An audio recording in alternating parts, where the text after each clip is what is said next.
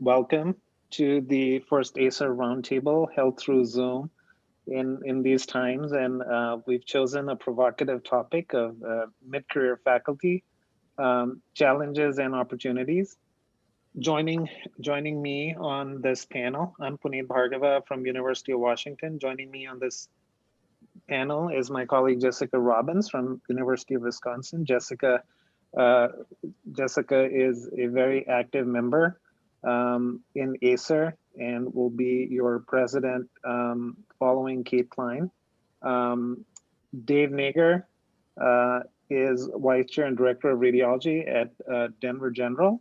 And he has a fascinating story and philosophy about mid-career issues that I have heard about, and he would share later on.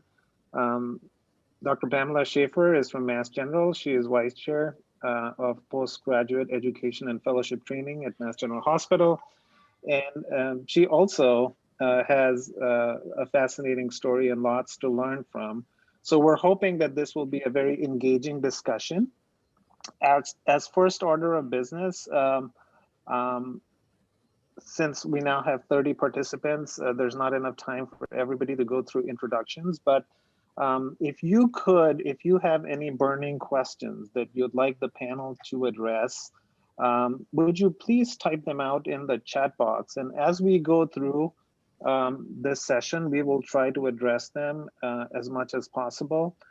This session is being recorded, so let's not get too many identifiers in our discussion. We can talk in generic terms. I know, having discussed this topic with a few people around, the challenges faced by clinician educators and, for those of us as research scientists mid-career are very similar. So with that, the agenda of how we're going to run this next hour is going to be that, people will put in their questions as soon as possible so that the panelists get a chance to look at them. Dr. Robbins will start with highlighting some of the highlights from a needs assessment survey that she, Dr. Catanzano, who I see as an attendee, did recently. And then we're going to move on into the 5 questions that you saw as part of the email notification that went out. Those 5 questions are not set in stone. We're going to try to tell some stories, some highlights, some lessons we can learn from the discussions that we have had. And so we'll use those as pivot points. And then if people have any ideas or suggestions or questions, please continue to type them out in the chat box. And at the end, if we have time, we might have some time for comments from the attendees. So with that, I turn it over to Dr. Robbins. Great. All right.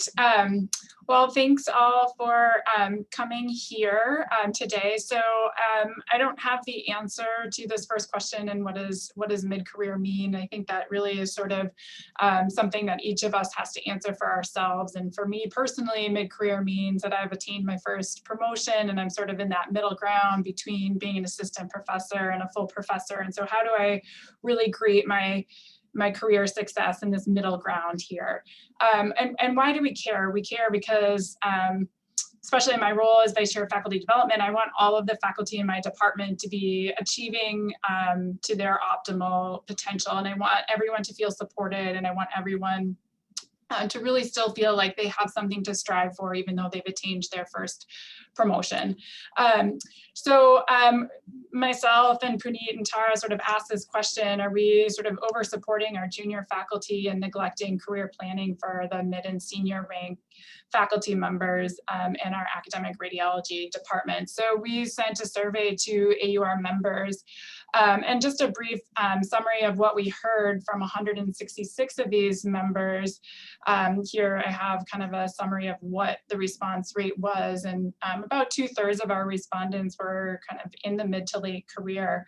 And from our respondents, we see that early in the career, these blue lines, people have access to a lot of faculty development programming. But when we get into the mid and career stages, we see that there is fewer access, people have access to fewer faculty development programs, and it's this mid or the orange bar that reports having the least access to faculty development programming in the middle of their career. So it seems that we may not have as many opportunities for people in the middle stage of their career to have formal faculty development programming. We asked what the barriers to participation were, and the top responses were not enough time, shocking. That there was a lack of awareness or a lack of mentorship with respect to the importance of pursuing dedicated programming in the mid-career level. We have lots of clinical demands, and probably if we ask this question today, we might see that clinical demands section was an even greater barrier than before. We see that people feel that there's a lack of support from their leadership, there's a lack of programming dedicated towards mid-career faculty, and there's a lack of money to participate in those programming opportunities. The top gains that people reported from participating in programming for faculty development were networking, a new sense of confidence, increased insights and motivation to pursue additional career opportunities, and insight into the promotion process. So with that, I think with that summary here, I think we can maybe start our discussion as a group here. So I don't know, I'll pass the baton back to Puneet to sort of moderate the discussion. Okay, thank you, Jessica. I think the needs survey clearly showed that this is an area there that we need to pay more attention to as academic radiologists overall. I can tell you that when I look around in my department, I actually see right now more mid-career faculty than actually young assistant professors, and that is not unusual in many departments. So I want to kick this off by saying, okay, so we define mid-career, right? So somebody who may have had their first promotion, may already be a full professor, a young full professor, and they've done what they've done very well for the 10 or so career, and they feel kind of, and I use the word stuck. Stuck meaning they're doing things really well, but these things are no longer super exciting. They feel maybe less challenged. They want to take on more opportunities. Maybe some of these opportunities are not available locally. Maybe there are other people who are doing those opportunities and they don't want to give those up. And so you look down inside and say, okay, what should I do to reinvent myself, right? Do I stay? Do I kind of do these things while these are somebody's assignments? Do I still work on these things and maybe risk stepping on somebody's toes? Do I just do them anyway? Do I take my energy nationally and do those same things, maybe not in the department, but maybe nationally? Or do I really cut the cord and find a new department that might give me those opportunities to make me more fulfilled? And so one of the questions was, what's Dave Naker's intriguing story? So I bring that up, David, because you taught me a wonderful word that I actually Googled, and I encourage everybody who's on this call to Google. And that word is called mid-career malaise. It is a real thing. People feel that mid-career. And so why don't we kick off, David, with sort of, what you felt, how long you felt it, and what you kind of did to maybe feel happier and more fulfilled. I feel like I need a therapist chair here. Let's get back horizontal while I was describing. Yeah, it's true. I think in medicine, I can describe the feelings. So maybe it'll kick this off for people. In medicine, we go through all these phases, right? So we get multiple degrees, and we go through training and different levels of training, residency, internship, fellowship, et cetera. And then when you start as a faculty, it's a whole separate set of expectations, right? So when you start, it's hard. You have to manage the clinical side of actually being an attending instead of a trainee. In academics, you start learning the sort of scholarship that's expected of you, actually writing papers, working on talks. On the education side, some of us do more or less, but you have to put together, again, presentations, learn how to do a good job. get better at whatever group it is you're teaching, students, residents, practicing physicians, multiple. And it's all very challenging, like every stage of our career. It's very challenging and it lasts a couple years. But the difference is once you had a career, there's no graduation, right? So you start mastering this. I don't you never master it, but you get better. And you start doing the same thing and same thing. And then at some point, you just sort of feel that the number of new challenges decreases. I have now lectured and taught. I am doing as well as I'm doing it. I now do my clinical work. I have now done it for years and I feel more comfortable. I have now published or given national talks. Now I've done it many times. Now I feel comfortable. But then you don't have a challenge. And it's the first time in the career you don't have that. And that gave me a sense of this malaise. And it was sort of a career version, I think, of a midlife crisis. We were sort of, well, what is the next challenge? What I'm going to work on? What am I going to try to master now? So for me, I did feel that. I spent a huge amount of effort on the education side, speaking and then publishing in education. But I really wanted to, have new challenges. So actually, I spent almost all of my career at UCSF, but I came here to Colorado 2 years ago. And it was part to get more operational experience. So I now run a small department, and it was an operational experience I didn't have. And that has brought new challenges. I now don't feel the malaise, but it required a pretty dramatic change. So I think, what we have to do will change my person. I think that's what we can talk about, but that was the malaise. Okay, that's a very good start to this discussion. And Pam, like coming over to you, I think, clearly there might be a point where, some of us feel the desire to pivot, right? We want to do something else. We want to do new things. We want to be challenged. We're at this point in our career where we have the experience, and maybe other people looking at us from outside see us as very successful educators or very successful researchers, but deep inside we get this feeling where we're not being challenged. We want new and more opportunities. So what are your thoughts on how can faculty pivot successfully?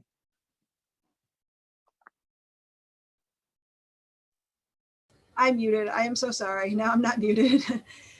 So here are the challenges, and different things cause malaise for different people. So you're involved in a lot of activities. 10 years out, I was involved in, program directors at ASNR, and I was running New England Rank and Ray, and I was involved in a few other scientific programs and an editor from AJNR, but I was kind of just doing these things.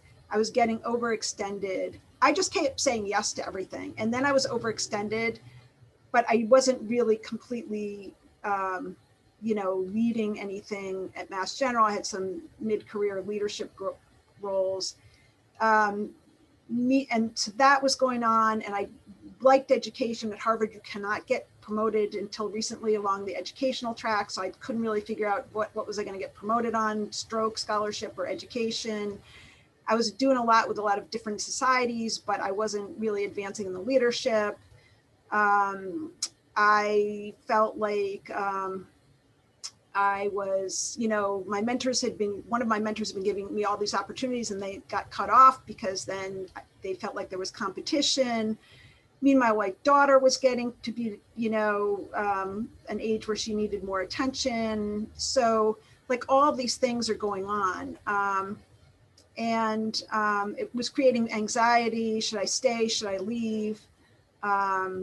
So what I thought was, you have to think strategically. What do you really want? What is it you really want? You're doing all these little different things, but maybe you just have to focus on what you really want. So one thing I wanted was, I was completely overextended. So I wanted more time. So I asked the division, I asked for more time. I was senior editor of AJNR. I was running the program director. As program director, I needed more time. So I ended up getting another half day. I looked at where I could, I looked at our education vice chair, our division head in neuroradiology. I was not going to get anywhere staying at Mass General. The thing is, it's hard for me to move because my husband's here. So my thoughts were, I'm just going to get more involved in societies.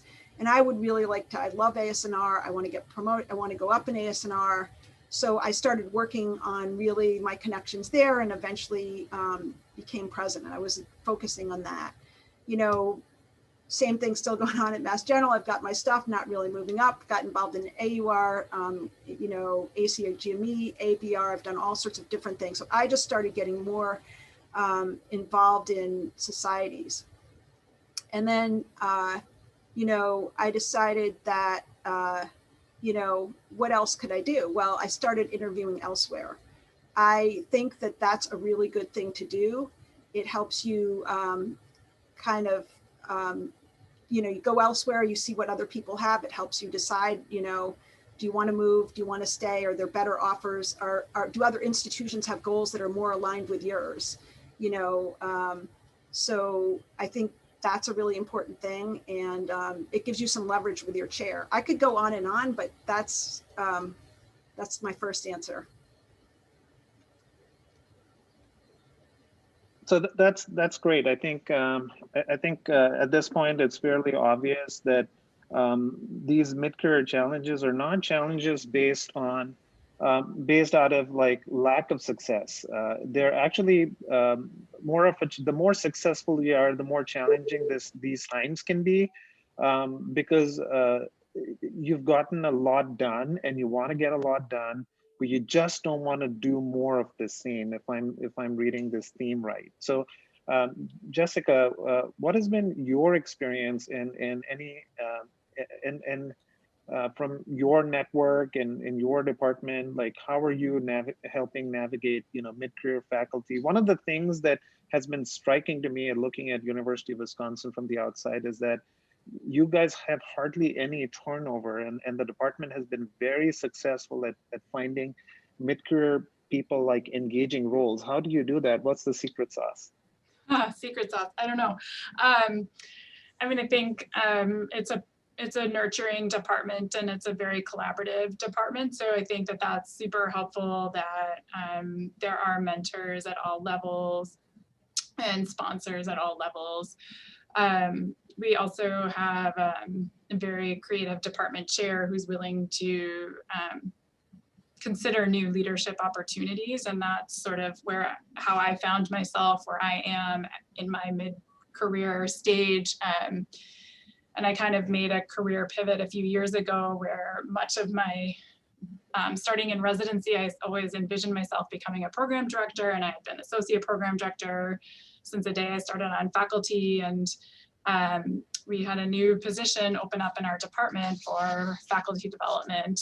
So I started thinking outside of the box, and maybe this might be an opportunity for me to sort of flex some new muscles and try my hand at leadership in a new realm, and kind of learn some new things about myself and some new things about leadership in the department.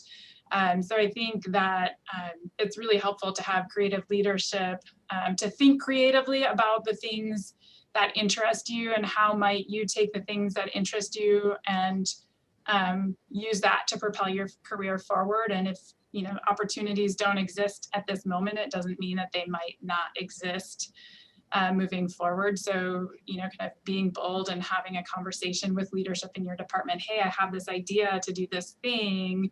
Can I be the one to lead that effort? So I think that that is sometimes an opportunity that people might not realize, that just because something doesn't exist doesn't mean that it can't exist. So I think that's been something that's been helpful for me, and that I've seen be successful in our department.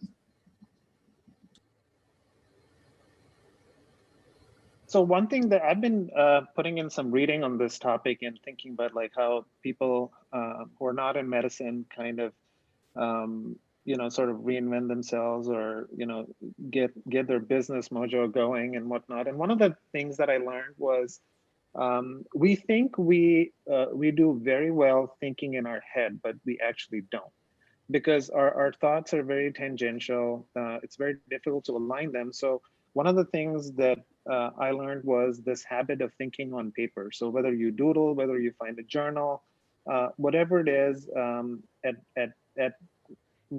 you gotta get some random ideas that you have throughout the day on a journal. So I actually have different colored journals that I'm always surrounded by. Now, one journal is for daily activities, like things that I just have to do as part of my daily job. And I'm now starting to put a date on each page. So it becomes like I can go back in time and actually see what it is that I'm focusing on, and find out what are the things that I shouldn't be doing that I'm actually focusing on. And then a separate journal where I write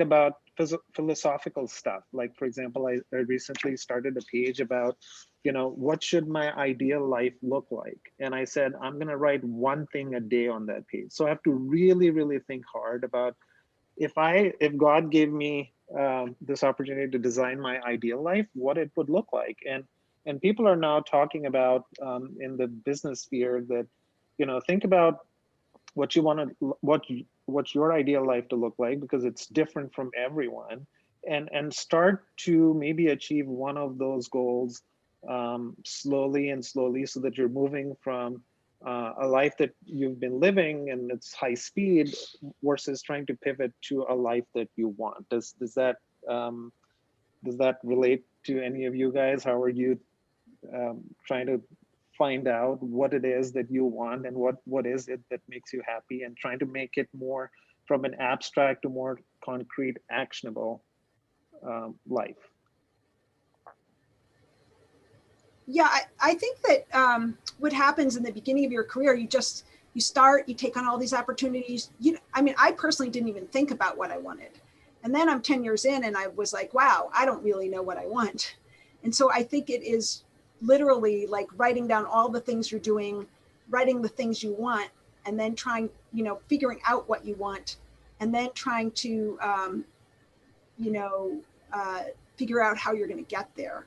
But I think it's good to read different things outside of medicine, that can help you with some of your like decision making. I read The Ride of a Lifetime by Bob Iger, Lean In, Sheryl Sandberg, Give and Take, about people who are givers and takers or traders in their negotiations and how well they do in life.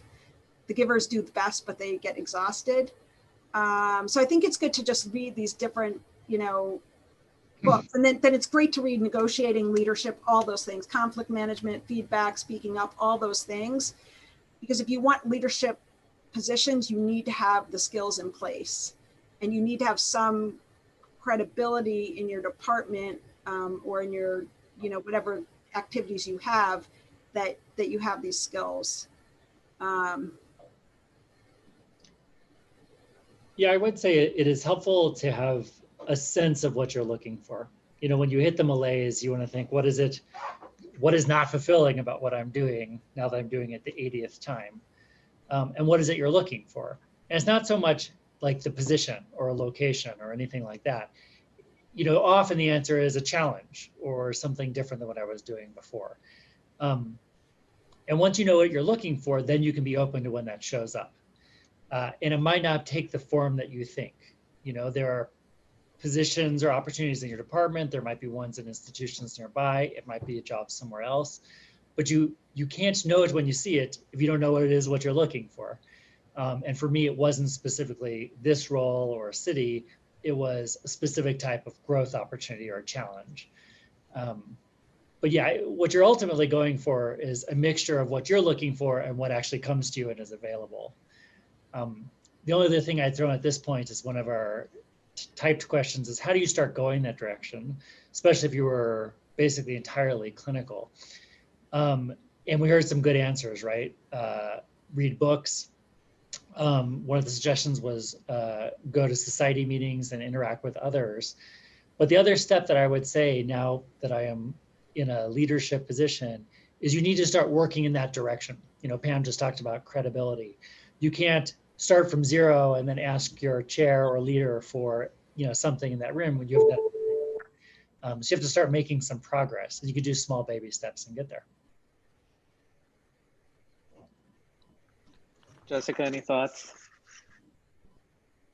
Oh, I think there are a ton of great thoughts here. And I think this is where mentorship, continual mentorship kind of comes in too. And, reading is super helpful and soul searching is really helpful, but talking to lots of people from lots of places and people from different departments and people that aren't radiologists and maybe people that aren't even in medicine, having conversations with a diversity of people can helped me clarify some of my goals and how I might get to those places. Yeah, so, two thoughts and then we'll move on to the next slide. I think, as David said, he was clearly looking for more administrative challenges, but that doesn't always to be the case. As my career has gone on, I've certainly thought about, more informal leadership roles can be as fulfilling as the roles that actually come with titles. So one of the philosophy that people talk about is that, actually there's a tweet this week that I saw where, people follow leaders, but they actually report to supervisors. So you have to think about whether it is the supervisory high that you are after, or you truly want to be a leader. I think the titles sometimes come with a lot of different opportunities that one may not enjoy. The second thing that I've personally found useful is having quite a few mentors and being communications, communicating your feelings with people who've done this a lot longer than you. And I have to give a shout out to the more aggressive, sort of honest, brutally honest mentors, because they just say things as they are.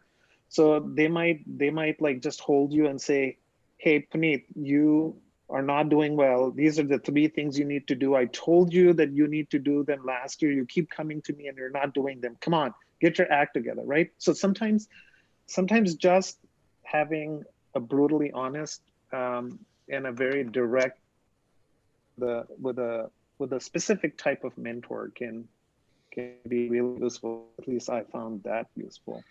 All right, let's move to slide number 2, which is our next theme of discussing this. So we've talked about mentors, but how do you find support for making this career pivot? How do you actually go about doing this without bringing out the nuclear option, which is, I'm just gonna pick up my bags and leave? Because I think for those of us who have kids going to school, maybe spouses who have, very nice jobs that they like and are not necessarily exciting with the idea of, picking up and moving to a place that we haven't really even thought about just because the opportunities exist in a workplace. Maybe start with Pam this time. Pam, like, how did you have those conversations locally in a very safe, supportive manner? Because I'm sure like people are like, oh, why are you talking like this? Are you looking to leave? Are you looking to have a retention package conversation with your chair? Like it's a very delicate line you're walking at that point. Right. It is always hard. So I think that you have to have mentors outside. Like I'm a neuroradiologist. I have mentors all over the department who, probably half a dozen who I can go to with anything. I trust they're not going to tell anybody else. When it's confidential, it's confidential. As you said, people are brutally honest, and I ask them to be brutally honest, and that's a good thing. And sometimes it's hurtful, but it ultimately is the best. And then, I'm involved in a lot of societies, and I have a lot of mentors around the country. And I mean, I cannot tell you how many times I've texted with some good friends, and it's like, I need advice. Or they, I'd listen to somebody's presentation for a leadership position, on a Sunday morning. We were sharing the, to help people, to support that person, but also just advice. So I would say mentors outside in your own department, outside your specialty, mentors across the country at different institutions who are going to keep things private, and you want, you know, mentors who are above you, mentors who are your age, sometimes people younger than you who you train, who you know, or you trained or whatever. They, you know, ultimately they get a little bit older. That'll tell you like things you could do. I think that having other mentors in the hospital outside of radiology, be as connected as you possibly can. You know, you have to have those people you really trust. And then I think the other thing is, I tell all the younger people in our department, go make an appointment with the chair at least once a year. You know, like you talk about your faculty, your, you know, career evaluation every year, but it's usually with your division head or whatever. Make an appointment, go talk to the chair. Start asking the chair, you know, think about 5 years from now. Start asking the chair what opportunities are here. Tell him or her what you're interested in. Make yourself known in your department and, you know, what you want. So maybe in mid-career, you're talking to your chair, you know, I want to be vice chair for education in 10 years. How do I get there? You know, do I have an opportunity here? Who are you connected with around the country? You know, let the chair know what you're interested in, you know, so figure out what you're going to focus on and then start talking about it. And then, you know, if you've been talking and having conversations and the chair said, well, you know, maybe you need to take this leadership course, go take the leadership course. You're doing the thing the chair asks you, you know, so if a position opens up, they'll ask you if there's a similar position or a new idea they have or you have, it'll ultimately help you advance. I think the thing I would add Thank you, there, Pam. Yeah. you know, because you're talking about avoiding the nuclear option, right? Upsetting people. How do you have these conversations? You're not going to be able to do anything unless there's an opening or a position or a need, a gap, right? So you're not going to any leader or any new job or anything where you say, this is what I want. This is all about me. Give me what I want, right? It's a mixture of what you need for your career growth and what the institution, the department, the leader, another institution, it's what somebody else needs. And even if that is, they want a very happy XYZ imager and you need something else, be it part-time work or this kind of challenge or whatever to be happy, then that's something, you know, that's meeting their needs, which is they want a happy imager who wants to be there. But then that person needs this. So it doesn't need to be a secret is my point. You should be going to leaders saying, I'm looking for something that helps me, but that also helps you or helps the institution. Yeah, so I think using that as a conversation, both with your mentors, but also leaders, it doesn't have to be a contentious or a secret thing, really. Jessica? And yeah, I think I'm not sure that I'm going to totally answer any one specific question, but I think that some of my thoughts might tie a bunch of things together, including the question that Omer put up with respect to creativity and formal titles. And so I think, you know, I'll really reiterate this sort of like multi-modality, multi-specialty mentor system of really talking to people and having those mentors really help you flesh out what it is that you want for yourself, how you are going to optimize your performance.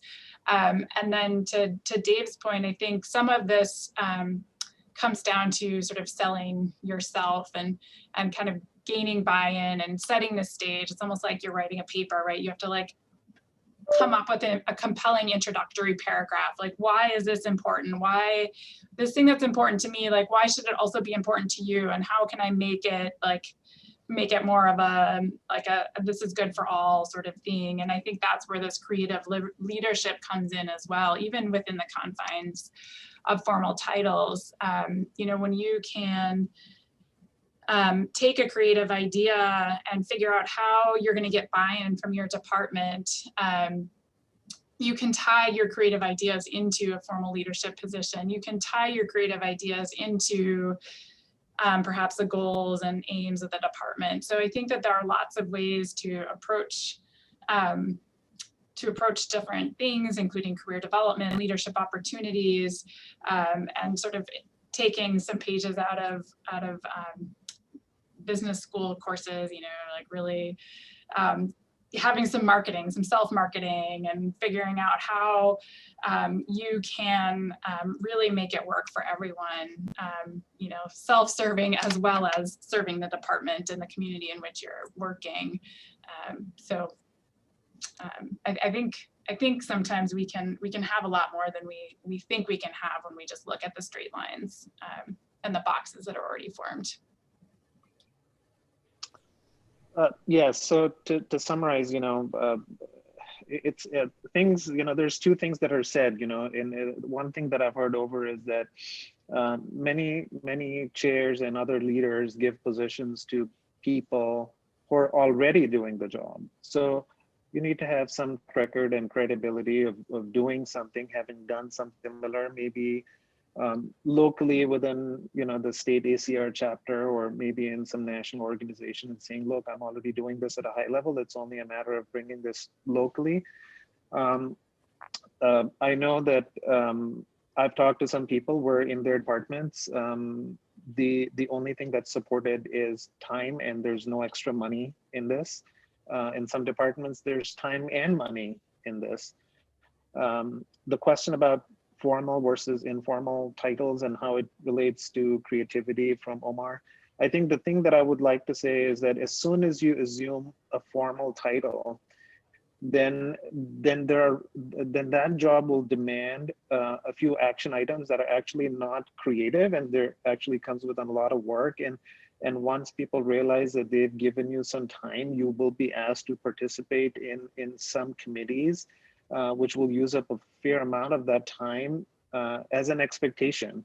So you were looking to do something creative, you were very happy you got some time, and then a few months later you found out that all that time is taken by these other committees that are sort of tangentially connected, and now you're stretched as much as you were before. So that's the challenge with a formal title. I think the other thing that's helped me personally is to focus on, you know, keeping sort of a happiness log, whether in your head or on a piece of paper, like what makes me happy. So right now I'm in a, you know, AUR ACER group, and working on things like this with my ACER, AUR larger community makes me very happy. So obviously I should do more of that, right? So just keeping a log of, you know, what makes you happy, what makes you more fulfilled. And that's certainly the path forward. So with that, let's move on to the third question we've designed. So, so there's one thing to, you know, think about what is it that I really want, and it's a separate thing to actually make that change. And when you make these changes, some of these changes, for these changes to actually click, some changes have to be at work and some changes have to be at home. And how does one go about doing that is a question for the panel. David, maybe start with you. I guess more of a transition point, just because it was made at the end of the last one. Which is, I wanted to highlight Puneet's comment before, that the goal here as mid-career is not necessarily advancing in the traditional way. It's not like your goal is your mid-career and you must get vice chair, and then the goal from vice chair is chair, and the point from chair is dean, and you're trying to be president of the world. That's not actually what will make many people happy. You know, the administrative path actually, as you just said, has lots of meanings and demands and requirements. And perhaps more generically, we're also not going for titles. I have plenty of examples of titles or leadership things that were not of particular interest to me, and it does not make you happy. You know, an extra line in your CV, I guess, makes your CV better, but it's not what we're going for, and it doesn't solve the malaise here. So there's never titles, and it's not the traditional path, unless the traditional path is actually what you want. You know, the goal here is to find what it is that actually challenges you and interests you. And if it has a formal title and it totally fits what you want, go for it. But if it doesn't, you don't need to search for the title. And you certainly don't want to be shoehorned into a title, then doing a bunch of stuff that's not actually what you're interested in. I actually don't, I'm going to pass the baton for this question. I don't have tons of answers here. I found myself working very hard as a junior faculty, and I find myself working very hard during this malaise part 2 to find something different. I enjoy that challenge, and I don't mind that pace of work. It hasn't actually changed. So maybe somebody else can answer that one better. Pam? So I was saying at the beginning, I just got involved in all these things. My daughter, I have a daughter who was, 10 years in, it was like 5 years old. I felt I was stretched so thin. So I thought I had to focus a little bit more. And so I did get more time because I asked for time. I said I'm going to have non-negotiable time for my daughter, Sarah. So that meant like from when I got home at night till she went to bed, it didn't matter what was going on the next day. That was going to be her time. The weekend was going to be her time, and time with my husband too. So I made that very clear. So that was a good thing for me because it really wasn't bleeding into my home life. It was stuff was bleeding into my sleep, but it was not, so I thought that was a good thing. I stopped saying yes to everything. I was a senior editor of AJNR, so I'd stopped, I reviewed for a few other journals, but not a ton. I decided I became less involved in some societies that I like. I just didn't have time to be involved in them. I was, I didn't want to travel constantly. I started delegating some activities. I was, the fellowship program director. I have an associate program director to help you out. Just stopped lecturing to medical students because I was doing a lot of other teaching. So the first thing I did was just kind of control my environment and, give myself more time. And I decided I was really going to focus on stroke and education. And those were the two big things I was going to focus on. So I think just kind of deciding what you want and controlling your time, because you're the only one who's going to control your time. So I found that helpful. Jessica?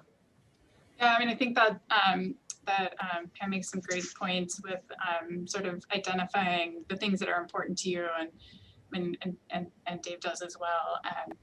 And so when I advise faculty, mostly junior faculty, but it's applicable to all. And I think that when we are feeling in a place that we don't love, I think it's important to take stock of the activities that you're doing. And I have 3 buckets that I think of, like things that I have to be doing, like to be a good community participant or a good departmental member. So there's like things that you just have to do. And then there are things that I absolutely love to do. And then there are things that I need to do for promotion. So, or for career development. So I think that it's helpful to kind of organize your activities into those 3 buckets and then figure out which of your activities maybe don't even fit into any of those buckets. And you just like said yes to it at some point, but it doesn't help your local community. It doesn't help your well-being, and it doesn't help your career advancement. And so those are easy things to say no to or to take off of your plate. And I think that sometimes it can be hard to say no or to let go of opportunities. You feel like you might be letting people down. But one of the things as you advance in your career, one of the great things that you get to start doing is giving those opportunities to people behind you, and start sponsoring people that are behind you and giving them opportunities that might spark their interest or might put them in a position that gives them an opportunity to make a mark on their career. So I think it's helpful to think about to switch the perspective a little bit when you're taking things off of your own plate, and instead of saying, well, I'm giving this up or quitting this thing, I am giving this opportunity to the person who is hired 10 years behind me, so that they can then begin to make a mark on their career as well. I love that comment about the buckets and one of them being promotion. It is actually a place where I see people make errors pretty frequently, which is if being promoted, if being in an academic environment is part of your career, you do have to do that, right? And you have to find out what that requires. And for example, publication is often needed. And some people might say they don't like to do publication. Well, if you're on the promotion path that needs it, you need to do it. The other thing, as Puneet said earlier, is you also have a supervisor and you might have specific roles, and that is just expected. So you can never forget what are externally forced requirements for promotion or doing your job that you were hired to do. So you're trying to mesh those together. And if you hate doing what you have to do, then maybe you're in the wrong job, or you're in the wrong promotion track, or you need to be doing something different. But you can never forget those needs. I guess the other thing I would say about the promotion is that I never realized until I was a professor, because I hated dealing with it, how important you get so many more opportunities, you know, from the medical school and from your chair, just because you got promoted. It doesn't necessarily even mean you have better skills, but all these opportunities open up. So like in our department, if you're going to be a division head or, you know, a service chief or what, you know, you have to kind of be at the associate professor level. And so I try to mentor younger people and tell them, like, just, you know, work on this, because even though it's not your favorite bucket, it will open up other opportunities that you may want later on. Yes, and I think, you know, as messed up as the system of promotion is, and where there's no clear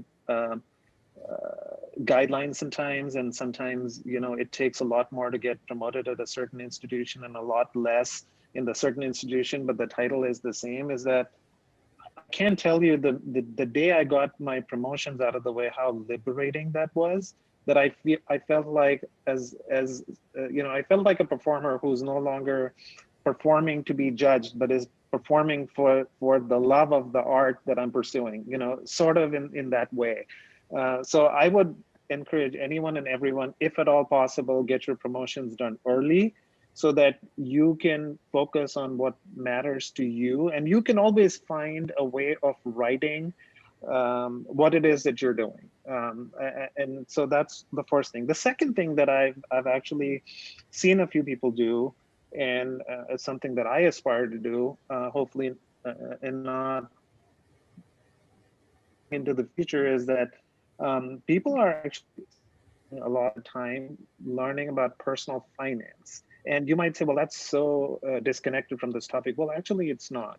So imagine if you had, you were financially secure, you were financially independent, you really didn't need a fat paycheck, you were not in debt, you could get time a lot sooner in your life and actually fund the time that you would like to pursue your passions and do on your dime, rather than look for opportunity for somebody else to give you time to do what it is that you want to do. And I've actually met some radiologists. I'll tell you, an interventional radiologist in the Midwest I met at a meeting where she was older, she was a grandmother wanting to spend more time with her kids, and she went to care and she said, I don't want to take call anymore. I'm happy to cut that, and I love for that money that I got to be distributed to, you know, my colleagues. So the colleagues were very happy that they got a pay raise. They would have to take a little bit extra call on the weekends, and she was happy that she got more time. So I think people are pursuing that. We have a couple of questions. One of the questions is that it's hard to be part of societies and communities because it's the same people everywhere. What are your recommendations to get involved in different societies? Well, I have one really easy one. Email the chair of the committee that you want to be a part of or need an opportunity in, and sign up to do something.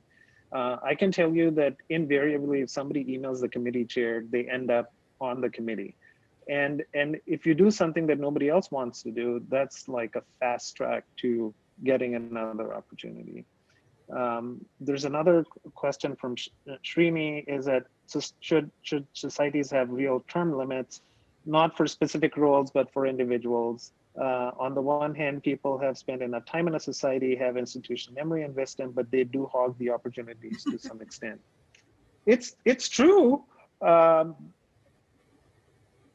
Yeah, I don't disagree. I don't set the rules though. And any thoughts before we move on to the next one? I think some societies have term limits and things turn over, and some don't, and you don't really have control over it. But I think ask. You know, as you said, email the committee chair, anybody in your department, you know, even if they're not in your division, you don't know them well, ask, say you want to get involved in a society that, you know, the squeaky wheel gets greased. There are people who are happy to help you out, but they, you know, they don't know you need help. And so I would just say, be proactive and ask. Absolutely, Okay, especially let's for move some on. of the society, like the committees and the societies, people are sometimes dying for committee members that are eager to actually participate and be active. So if you show that initiative to reach out to them, you're self-identifying as someone with initiative and who's proactive and who will get the work done. Okay, let's move on to the next theme here. Any resources? We talked about a couple of books. So books on negotiation, give and take. You mentioned that, Pam. Anything else that people want to mention as a resource? I know that somebody mentioned Harvard Business Review articles are great because they're a quick read. Any other resources? I would say get your chair to give you time to go to faculty development sessions and leadership courses and mentoring and sponsoring courses. You're part of faculty development, either at like AUR, RSNA, other societies, or at your own institution, because they're usually good opportunities. There's a leadership course at MGH that my chair put me in right in mid-career. And I went once a week for 2 years, and it was great. And I met people all over the hospital, and I learned the negotiating, the emotional intelligence, the feedback, the speaking up, all those things, you know, those skills that you want that you don't really know you need to have. Right? At the time, I didn't know I needed to have them. So I would say, you know, try to get time and money to take, you know, for some of these opportunities. And I always felt like, wow, I'm never going to get my paper written because I'm going to take this leadership course, but it's important.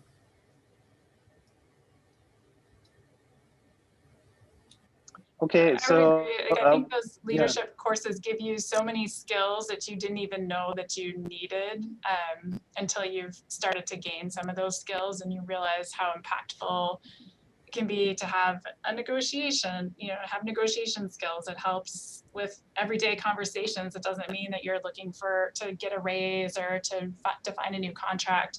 So I think that those skills show their value in unexpected ways. Yeah, so I have a specific example in mind that I'd like to share. Like, for example, like I think a lot of us are not good at negotiation, and talking about more money when you're negotiating something can always be a challenge. And I heard this wonderful trick from actually the financial bloggers community. I actually attended one of their conferences on Zoom, and one of the speakers said that when she is negotiating with the client will say, okay, I'm going to pay you X dollars. She always, instead of saying, oh, that's too little, she says, is there some wiggle room, right?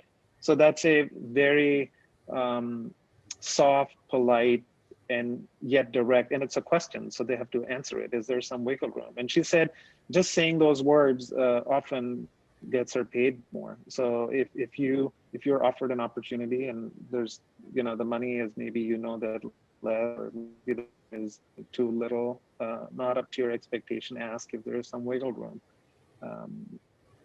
So one of the other questions was from Dr. Majid, the old timers should be coached and coaxed into more mentoring and guidance and relinquishing some roles to make sure that the mentees have openings and opportunities. Couldn't agree more. Couldn't agree more. So last question that we have on the agenda: any negotiation tips?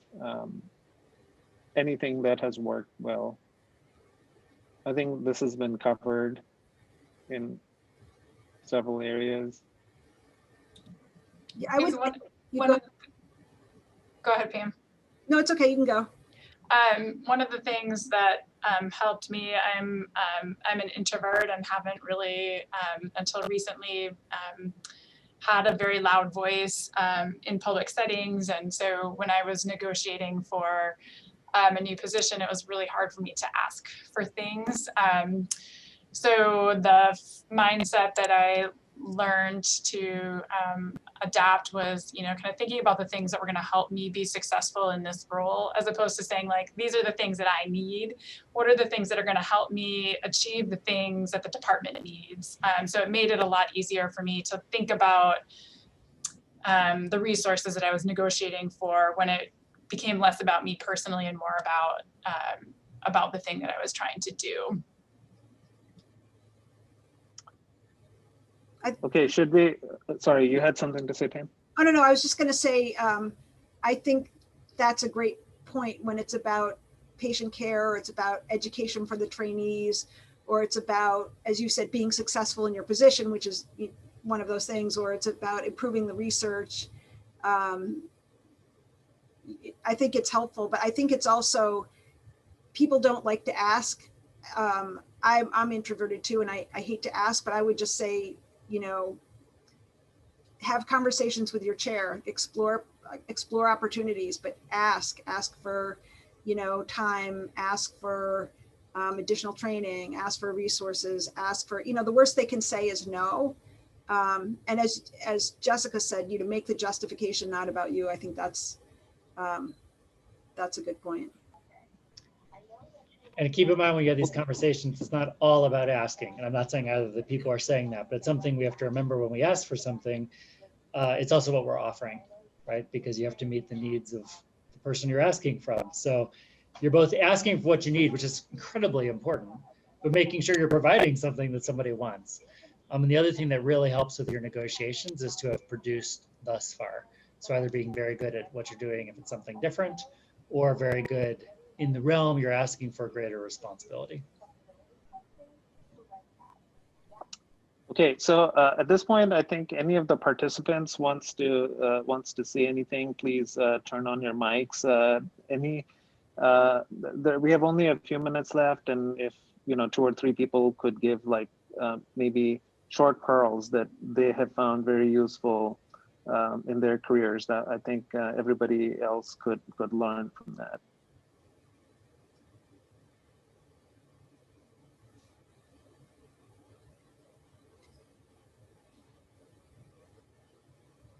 Don't be shy, we're all learning here.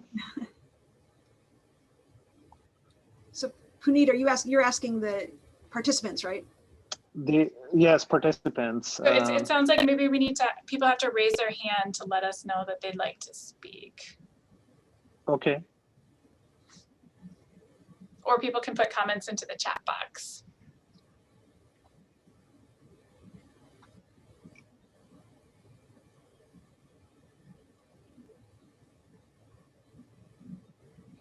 I see no hands, so I assume nobody wants to say.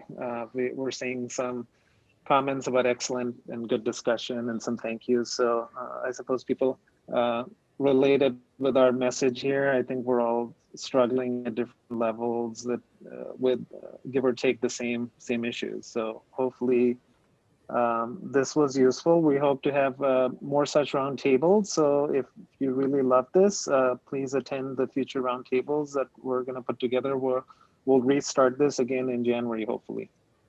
And thanks. Thank you, Jessica, Pam, and David.